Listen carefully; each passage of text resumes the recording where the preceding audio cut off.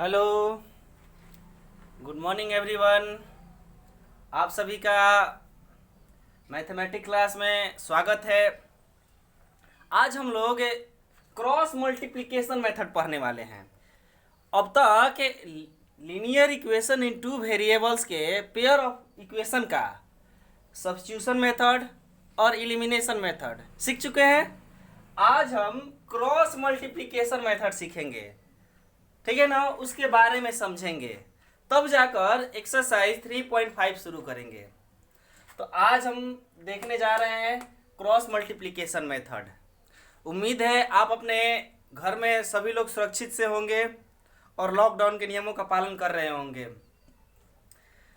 तो इस लॉकडाउन के दौरान थोड़ा पढ़ाई को इंटरेस्टिंग बनाने के लिए रोज पर डे कुछ ना कुछ पढ़ते रहिए, मैथ बनाते रहिए या फिर साइंस एसएसटी जो भी है थोड़ा बहुत देखते रहिए, ताकि पूरे दिन आपको बोरिंग फील ना हो और आपका काम भी हो जाए, ठीक है। तो आज हम दिखाने जा रहे हैं आपको क्रॉस मल्टीप्लिकेशन मेथड का फॉर्मूला कैसे रेडी होता है और बनाया कैसे जाता है, दोनों चीज़ सिखाएंगे। तो आप ध्यान से देखेंगे कि क्रॉस मल्टीप्लिकेशन का फॉर्मूला क्या होता है और कैसे क्रिएट होता है। देखिए, सबसे पहले तो दो इक्वेशन होता है a1x plus b1y plus c1 equal to 0, ये इक्वेशन 1 हो गया। फिर a2x plus b2y plus c2 equal to 0, ये सेकेंड हो गया। ध्यान से देखिएगा, एकदम आराम से समझ में आने लगेगा। टेंशन नहीं लेना है, रिलैक्स रहना है, पढ़ना है, मजे से पढ़ना है, ठीक है। तो सबसे पहले यहां लिखेंगे क्या, x y और 1। x में क्या है देखिए, a1 a2, पहले इक्वेशन में a1, दूसरे इक्वेशन में a2, ठीक है ना। थोड़ा ध्यान दीजिएगा। फिर दूसरा में y में क्या है, b1 और b2, और कांस्टेंट टर्म है ये 1 जो लिखे है कांस्टेंट टर्म के लिए, c1 और c2। क्रॉस मल्टीप्लिकेशन मेथड क्या कहता है कि इसको क्रॉस मल्टीप्लाई कराइए, ऐसे, ये रहा ऐसे ऐसे। अगर फिर इससे भी आगे बढ़ते हैं, यानी अगर यहाँ x फिर लाते हैं तो फिर a1 a2, देखिए, और फिर y लेकर आते हैं अगर, तो फिर b1 b2, मतलब ये प्रक्रिया चलते रहेगा। ध्यान दीजिए, x y और 1 सिर्फ इतना ही था।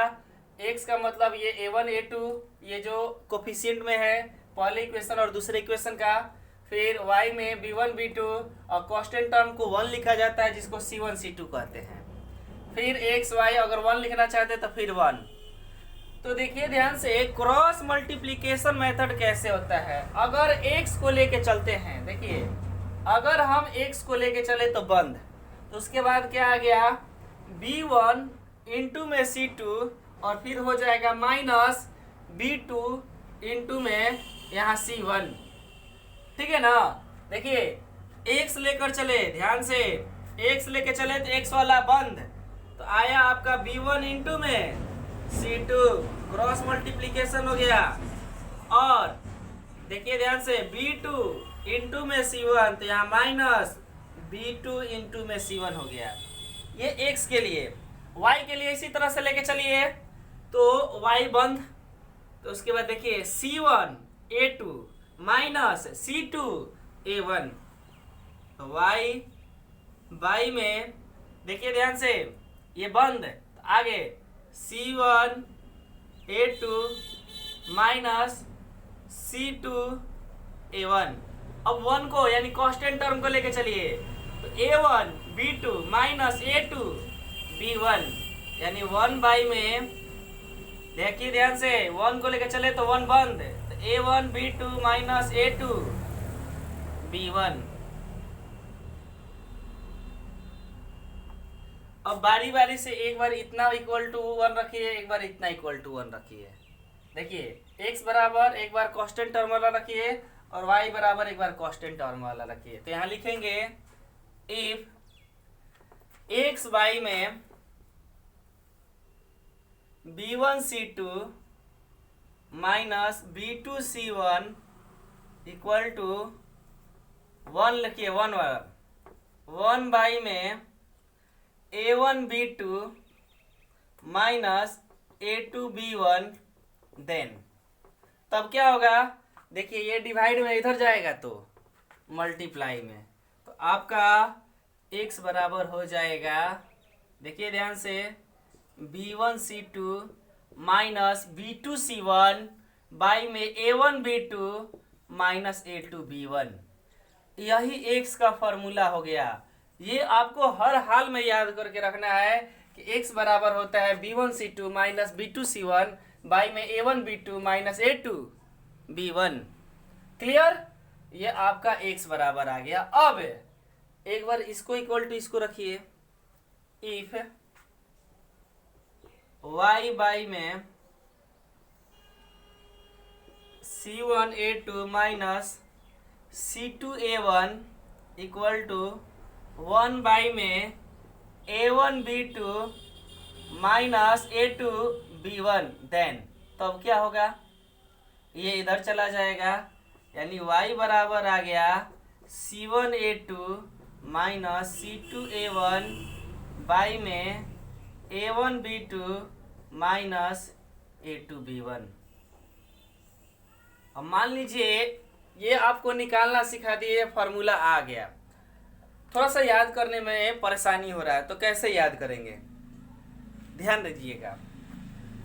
x के मल्टीपल में होता है a1 और a2, मतलब ऊपर में a1 a2 नहीं आएगा, तो a1 के बाद आपका a वाला के बाद क्या आता है, b वाला, तो हो जाएगा b1 और क्रॉस करेंगे तो c2 माइनस b2 c1, और नीचे वाले के तो दोनों में रहेगा a1b2 माइनस a2b1। देखिए ऊपर वाले में x है तो आपको a1 a2 ना मिलेगा, और नीचे वाला y है तो उसमें b1 b2 ऊपर ना मिलेगा, और नीचे तो हमेशा ये दोनों में रहेगा a1b2 minus a2b1, a1b2 minus a2b1 हमेशा रहेगा।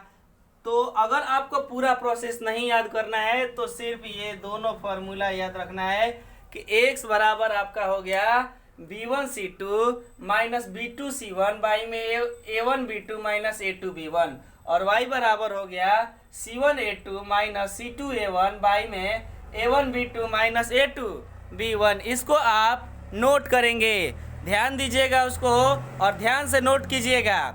जब इसको नोट कर लेंगे तब आपको इस पे आपका फॉर्मूला बताएंगे, फॉर्मूला के आधार पर क्वेश्चन बताएंगे, नोट कीजिए।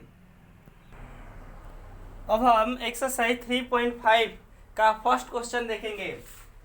देखिए ध्यान से, आपके सामने ये रहा 3.5 पहला question, which of the flowing pair of linear equation has unique solution. इसमें से कौन जो है यूनिक सॉल्यूशन है, नो सॉल्यूशन और इन्फिनिटी मेनी सॉल्यूशन, यानी कौन कौन सा इक्वेशन जो है आपका यूनिक सॉल्यूशन है, किसी का नो सॉल्यूशन है और किसी के मेनी सॉल्यूशन है। In case there is a unique solution, यदि किसी का यूनिक सॉल्यूशन है, find it using cross multiplication method. तो उसका x और y का मान आपको क्रॉस मल्टीप्लिकेशन मेथड से निकालना है। आपका पहला क्वेश्चन ये रहा, देखिए ध्यान से, आपके बोर्ड पे पहला क्वेश्चन लिख रहे हैं, दे रहा है x minus 3y minus 3 equal to 0, ये इक्वेशन 1 हो गया, और दूसरा 3x माइनस 9y, ठीक है ना, माइनस 2 इक्वल टू 0, ये इक्वेशन सेकेंड हो गया, ठीक है ना। अब यहाँ से सबसे पहले तो आप लिखेंगे क्या, तो a1 बराबर हो गया, यहाँ कुछ नहीं है तो 1 तो मल्टीप्लाई में रहेगा ही, b1 बराबर माइनस 3 और c1 बराबर भी माइनस 3। देखिए दिया हुआ है x minus 3y minus 3 equal to 0, 3x minus 9y minus 2 equal to 0। अब यहाँ से a2 बराबर हो गया आपका 3, b2 बराबर हो गया आपका माइनस 9 और c2 बराबर हो गया माइनस 2। हुआ ना जी, ध्यान दीजिएगा। अब पहले चेक कर लेते हैं कि कौन सा है, यूनिक सॉल्यूशन है कि मेनी सॉल्यूशन है कि नो सॉल्यूशन है। a1/a2 देखिए ध्यान से, तो 1/3, b1/b2 तो -3 में -9 यानी 1/3, और c1/c2 देखिए ध्यान से, c1 में c2 इक्वल टू आ गया -3 में -2 यानी आ गया 3 में 2।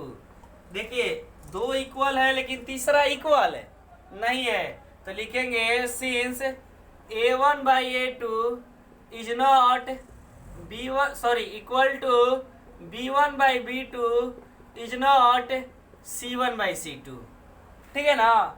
जैसे ही ये कंडीशन आया तो ये किसका होता है, एक्सरसाइज 3.2 को पढ़ाने के पहले ग्राफिकली सॉल्यूशन यानी थ्योरी क्लास में सब चीज आपको बता चुके हैं।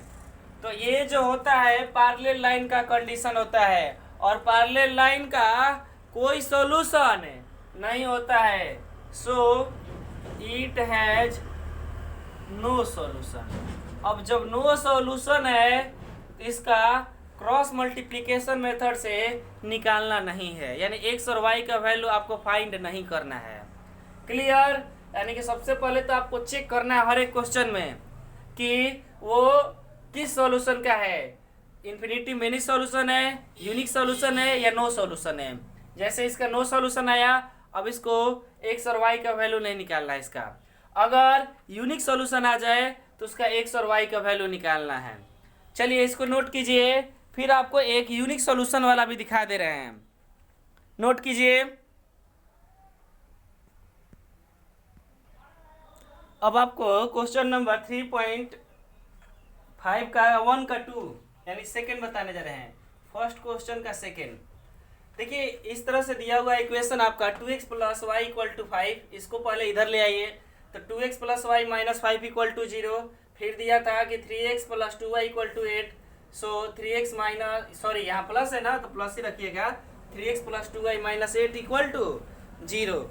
अब आपको यहाँ से इन दोनों इक्वेशन से a1 = 2 हो गया, b1 = 1 और c1 = -5 हो गया ना।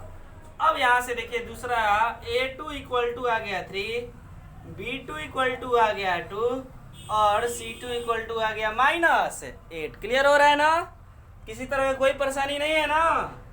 a1/a2 = हो जाएगा 2/3, b1/b2 = हो जाएगा 1/2 और c1/c2 = क्या हो जाएगा -5/8 यानी 5/8, यही ना।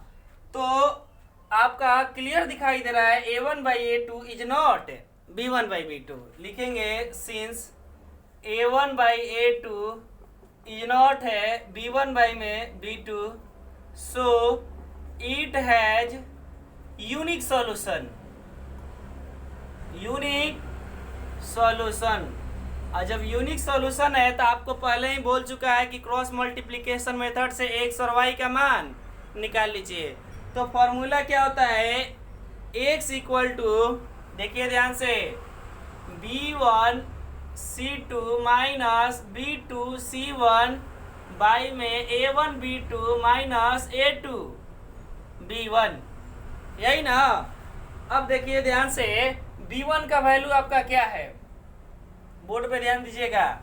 तो b1 है 1 इंटू में c2 यानी -8, फिर माइनस b2 क्या है आपका 2 इंटू में -5 बाई में a1 क्या है 2 इंटू में b2 क्या है 2 माइनस, देखिए ध्यान से a2 क्या है 3 इंटू में आपका b1 क्या है 1। क्लियर हो रहा है ना। तो देखिए ये आ गया -8 प्लस 10, देखिए माइनस माइनस प्लस 4 -3। क्लियर हो रहा है ना।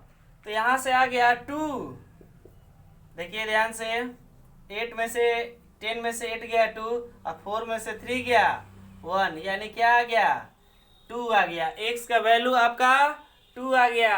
क्रॉस मल्टीप्लिकेशन मेथड से थोड़ा देर पहले फार्मूला बताए थे, उसको नोट करके याद कर लेना है।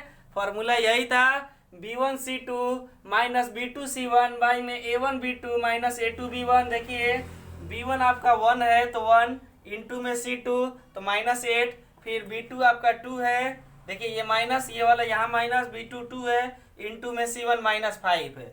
फिर नीचे a1 b2 तो देखिए a1 इंटू में b2 यानी 2 इंटू में 2 माइनस a2 इंटू में b1, a2 इंटू में b1, ये आ गया माइनस 8, ये माइनस माइनस प्लस हो गया 10, ये 2 2 जा 4 माइनस 3, यानी 2 बाई में 1 इक्वल टू क्या आ गया 2 आ गया ना। अब इसी तरह से y का वैल्यू निकालेंगे। पहले आप इसको नोट कर लें, फिर y का वैल्यू निकाल के दिखा रहे हैं आपको। देखिए इधर वाले को नहीं मिटाए हैं ताकि ये वैल्यू हमको चाहिए ना जी y के निकालने के लिए। तो y का फॉर्मूला रखिए, y का बराबर होता है c1a2 माइनस c2a1 बाई में a1b2 माइनस a2b1, यानी c1 क्या है देखिए ध्यान से, c1 है आपका 5 इंटू में a2 यानी इंटू में 3, माइनस 5 था ना जी c1, माइनस 5 इंटू में 3, फिर c2 क्या है माइनस 8 इंटू में a1 क्या है 2 बाई में a1b2 यानी 2 इंटू में 2 माइनस 3 इंटू में 1। देखिए ध्यान से, ये हो गया 15 और यहाँ आ गया आपका क्या 8 2 जा 16, पहले तो माइनस माइनस प्लस हो गया, बाई में 4 माइनस 3, 16 में से 15 जाएगा 1 बाई में 1 यानी क्या आ गया 1। सो आपका x बराबर क्या आया था थोड़ा देर पहले, उसको लिखिएगा, और y बराबर 1, यही ना। क्लियर है कि नहीं? जो आया था उसको लिख दीजिएगा यहाँ। तो आपका इस तरह से 3.5 का क्वेश्चन नंबर 1 पूरा बन गया। आपका काम यही है, ध्यान दीजिएगा, आपका काम यही है, x का वैल्यू 2 आया था, आपका काम यही है कि इसको ध्यान से क्रॉस मल्टीप्लिकेशन मेथड यानी x और y का फार्मूला याद कर लेंगे और क्वेश्चन नंबर 1 को बना लेंगे। आज के लिए इतना ही। अगर ये वीडियो अच्छा लग रहा हो तो इसको लाइक कीजिए, शेयर कीजिए, अगर कोई दिक्कत हो तो कमेंट बॉक्स में लिख दीजिए। रेगुलर वीडियो देखिए, आपका मैथ कभी खराब नहीं होगा, इस चीज़ का गारंटी मैं लेता हूँ। धन्यवाद।